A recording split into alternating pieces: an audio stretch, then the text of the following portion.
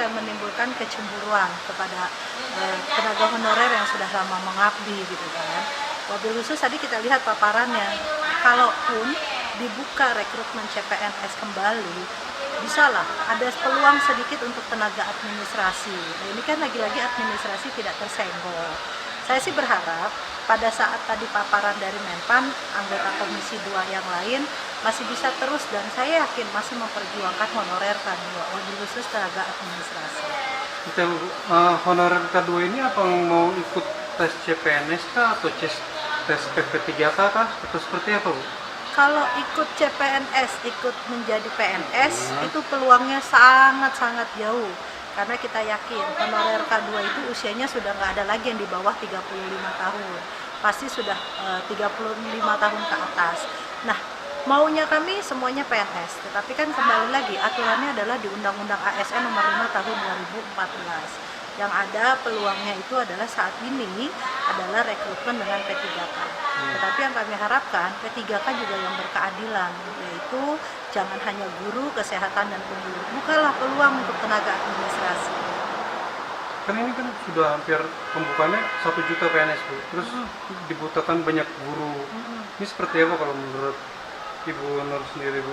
Ya, kalau misalnya dibuka peluang 1 juta guru, itu kan berarti kesempatan yang diberikan oleh Kemendikbud, ya kan? Artinya, kalau kita lihat jumlah K2 dari 392 orang yang masih tersisa, dikurangi dengan jumlah K2 yang guru, berarti kan masih ada sisa yang harus diselesaikan, nggak banyak, Mas, untuk tenaga administrasi. Nah, ini harusnya Menpan juga harus lebih fokus seperti Pak Menteri. Pak Menteri saja bisa memperhatikan guru dan tenaga kependidikan. Yuk, administrasi, Menpan pasti bisa gitu, asal benar-benar ada kesungguhan.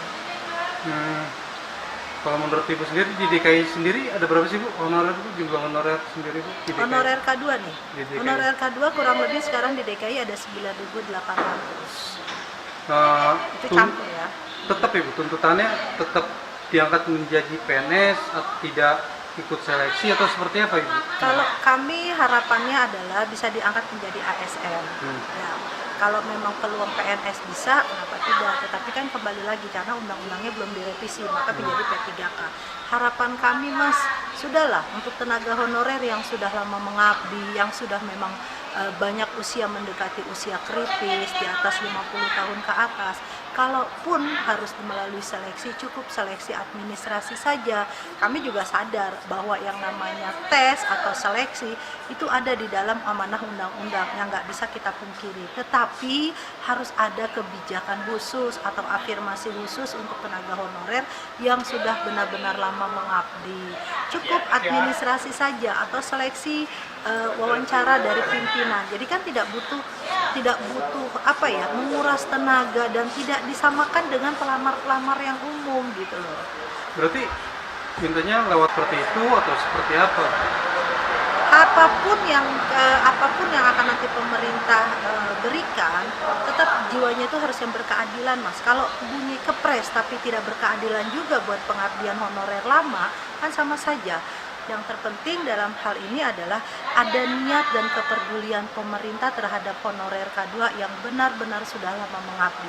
Mau itu melalui kepres, mau itu revisi, tapi yang benar-benar berkeadilan untuk honorer K2 dan bisa merangkul semua tenaga honorer, bukan hanya guru, kesehatan, dan penyuluh, tetapi tenaga administrasi pun. Berarti honorer K2 DKI khususnya ini, Bu, nggak akan ngikut CPNS kah atau nggak ngikut P3K?